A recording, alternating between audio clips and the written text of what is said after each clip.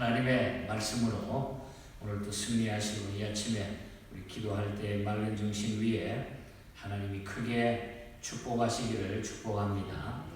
이 여호사밧이 이제 왕으로 있다가 죽고 그 아들 여호람이 대신해서 왕이 됐지만은 그 여호람은 서왕들과 달리 처음부터 끝까지 하나님 앞에 악한 그런 왕으로 기록된 것을 오늘 본장에서 보게 됩니다. 그런 그의 아버지 여호사밧의 경건을 본받지 못하고 신앙에서 떠나서 우상을 섬기고 악정을 베풀다가 하나님이 병으로 치심으로 비참한 죽음을 맞이한 왕입니다. 요람의 악정과 악한 성품은 믿음의 선한 삶을 살아야 할 오늘 이 시대의 우리 성도들에게 여러 가지 교훈을 주고 있는 것입니다. 그래서 오늘 아침에는 그 여호람의 그 악한 정치를 통해서 나타난 여러 가지 열매들과 또 우리에게 교훈하시는 이 말씀을 통하여 나누기를 원합니다. 먼저 이 여호람은 왕권을 유지하기 위해서 형제들을 다 살해해서 죽입니다. 자기 동생 6이 있는데 그 동생들을 다 칼로 죽여버립니다. 여호사밧에게는 7 아들이 있었습니다. 그 중에 여호람은 장자였기 때문에 왕권을 물려받았고 나머지 6 이 형제들에게는 많은 재산을 물려주었다고 그랬습니다. 성읍도 하나씩 주고 재산도 많이 물려주었습니다. 그렇게 함으로써 왕권 다툼을 미연에 방지를 시켰습니다. 아버지 여호사밧이. 하지만 이 여호람은 아버지 여호사밧이 죽자마자 언제 형제들로부터 왕권을 창탈당할지 알 수가 없을 것이라고 하는 이 불안감 때문에 형제 6명을 모조리 다 살해해버립니다. 동생들 6명을. 뿐만 아니라 부왕 여호사밧을 잘 받들어 섬기던 신실한 신하 부하들까지 대부분이 다 제거해버려요. 4절에 보면은 아우들과 방백들을 칼로 죽였더라. 자기의 위치가 불안해서 그런지 다 죽여버립니다. 모르긴 몰라도 요람이 우상을 섬기고 악정을 베풀자 아마 형제들과 신하들이 반대했을 것으로 추정합니다. 그렇게 하면 안 됩니다. 바로 해야 됩니다. 아마 이렇게 반대했는지를 모릅니다. 즉 아우들의 경건한 태도가 여호람의 불경건을 비난받게 했고 또 아우들은 백성들로 존경받는 반면에 이 여호람 왕은 상대적으로 존경받지 못했을 것입니다. 그러므로 가인이 아벨을 시기하여 죽인 것처럼 동생 6을 다 죽여버렸다는 거죠. 얼마나 끔찍한 피 흘림이 있었습니까? 피로 나라를 건설하는 자는 반드시 화가 미친다고 했어요. 우리가 하박국서 2장 12절에 보면 하나님이 그런 말씀했죠. 피로 성읍을 건설하며 불의로 성을 건축하는 자에게는 화가 있을진저. 피로 모든 것들을 소유하고 정복하는 자는 반드시 화가 미치게 된다. 그런 그 이후에 이 여호람 그래서 그 이후에 이로 말미암아 비참한 죽음을 당합니다. 14절과 15절에 보면 비참한 죽음을 여호와가 내 백성과 내 자녀들과 내 아내들과 내 모든 재물을 큰 재앙으로 치리라. 또 너는 창자에 중병이 들고 그 병이 날로 중하여 창자가 빠져나오리라.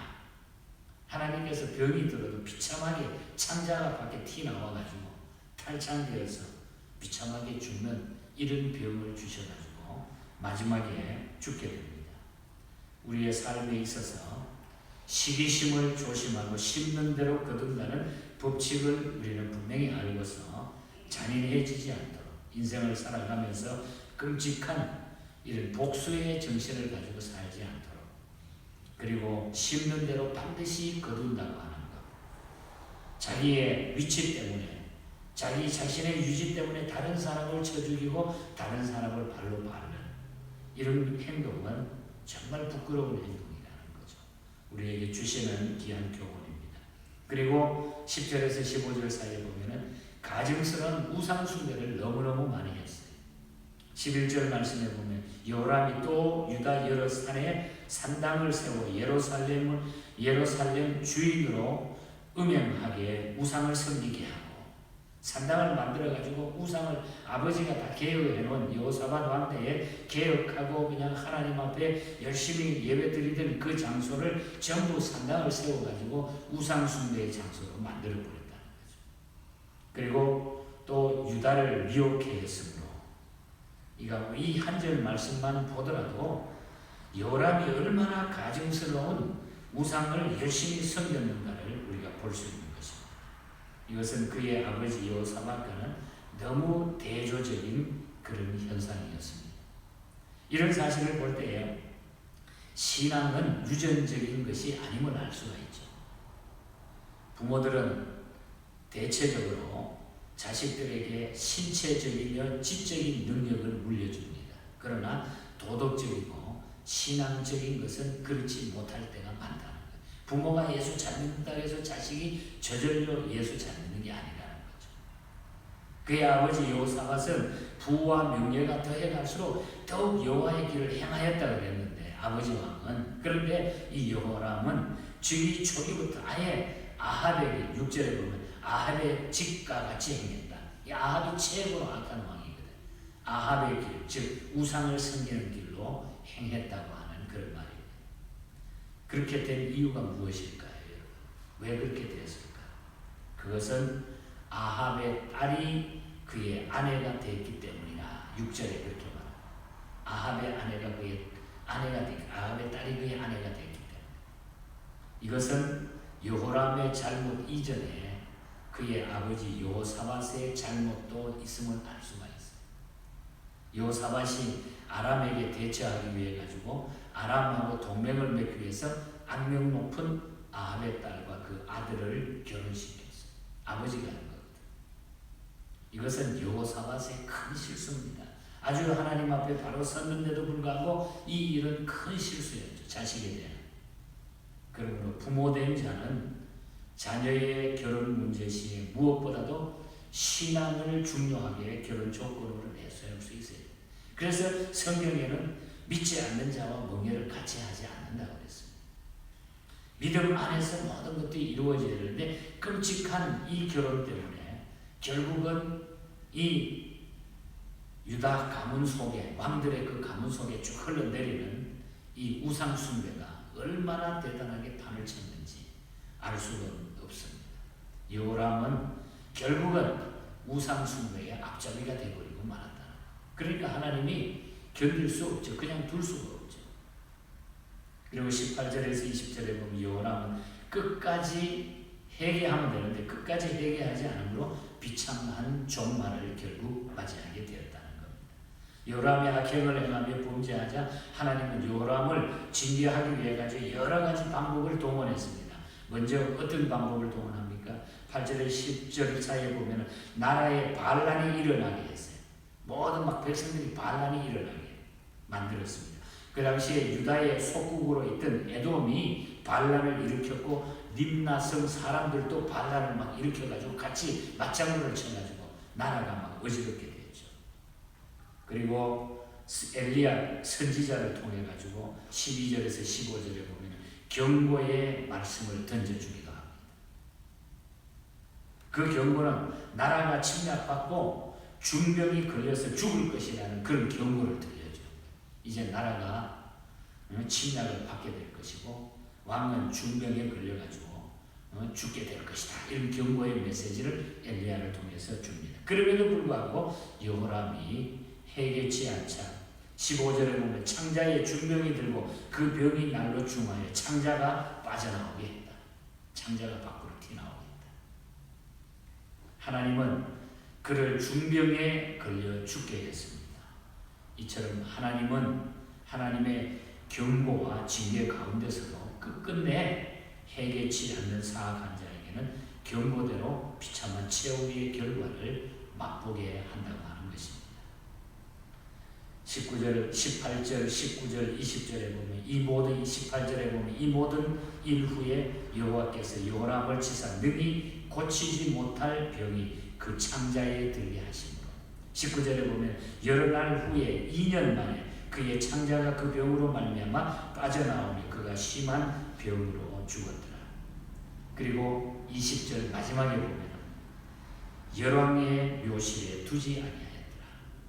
왕이 비참하게 선조 왕들의 묘에 딱 들어가야 되는데 거기에 두지 아니하는 아주 부끄러운, 마지막에 모든 것이 부끄러워지는 이런 모습이 나타나고 있습니다. 왕이 되면 무엇합니까? 우리의 명예가 있으면 무엇합니까? 내가 가진 것이 많으면 무엇합니까? 우리 하나님 앞에 버림받게 되면 결국 이 모양이 된다. 32살 젊은 나이에 왕이 돼가지고 8년 통치하다가 40세 젊은 나이에 창자가 터져 나와가지고 비참하게 인생을 끝내버리고 맙니다. 저는 이 본장에서 왜 이렇게 될까? 결론의 말씀을 성경을 읽다가 맞아 그거구나. 10절입니다. 10절 하반절 말씀이 오늘 본장에 우리가 꼭 기억해야 될 메시지입니다. 10절 하반절 이는 그가 그들의 조상들의 여호와를 버렸기 때문이다. 하나님을 버렸기 때문이다. 여러분 하나님을 내가 하나님을 버리면 하나님도 나를 버리신다는 것입니다. 무서운 이야기. 하나님을 우리가 버리면 하나님은 나를 반드시 버리게 돼. 나 있는 곳에 너희도 있게 하리라. 그래서 우리가 이 말씀을 우리가 기억하시고 그러니까 이렇게 되니까 또 아시아가 그 다음 장에 내일 아침에 우리가 말씀을 통해 보게 되겠지만 아시아가 왕이 되지만 이 아시아도 그대로 아주 독한 왕이 돼가지고 그래서 아시아도 또한 다른 사람에게 어떻게 됩니까? 살벌하게 그냥 생명을 잃게 되잖아요. 그러니까 이런 사례가 되는 이런 비참한 왕족들이 쭉 연결이 되는 거예요. 무서운 일들이 일어나게 되는 것을 우리는 보게 되는 것입니다. 그래서 우리는 하나님을 떠나지 말자. 우리 하나님 안에 계셔야 된다. 하나님을 붙들고 사는 사람이 하나님의 백성이 하나님의 줄기 속에 하나님이 지금 보호하는 하나님의 백성들이 하나님을 떠나면 심판밖에 없다는 거죠. 그래서 이 말씀이 우리가 인생을 살아가면서 끝까지 우리에게 큰 교훈이 되고 아주 우리 마음속에 꽉 자리 잡아서 어떤 환경 가운데서도 하나님의 자녀로 승리할 수 있기를 주님 이름으로 간절히 축복합니다. 하나님 아버지 감사합니다. 하나님께서 언제나 우리 하나님의 자녀들을 사랑해 주시고 보호해 주시고 이끌어 주시는데 우리가 이 하나님의 사랑을 벗어나기 위하여 하나님을 버리고 세상과 짝하고 하나님보다 세상을 더 사랑하고 좋아하다가 결국은 우리 하나님을 떠나버리는 이런 일들이 우리의 삶 속에 얼마나 많은지요. 이 일을 통해서 우리 하나님은 견딜 수가 없어서 깨닫게 하기 위해 회개의 기회를 주시고 돌아오게 하시는데도 불구하고 돌아오지 않을 때는 얼마나 무서운 심판이었는지 오늘 주신 교훈의 말씀을 받고 오늘 이 시대에 명심하고 저희들이 하나님 앞에 바른 신앙으로 살아가게 하여 주시옵소서. 우리의 마음 중심에 언제나 주님이 살아 역사하게 하여 주시옵소서. 어두운 이 세상을 저희들이 영적으로 깨어 승리케 하여 주시옵소서. 영적인 잠에서 깨어나게 하여 주시고 바른 정신, 맑은 정신을 주시고 듣는 귀를 주시고 바른 것을 볼 수 있는 이런 영안을 저희들에게 날마다 허락하여 주시옵소서. 오늘 이 아침에도 기도하며 주님의 세미한 음성을 들을 수 있는 저희들이 되게 하여 주시옵소서. 거룩하신 예수님 이름으로 기도하옵소서.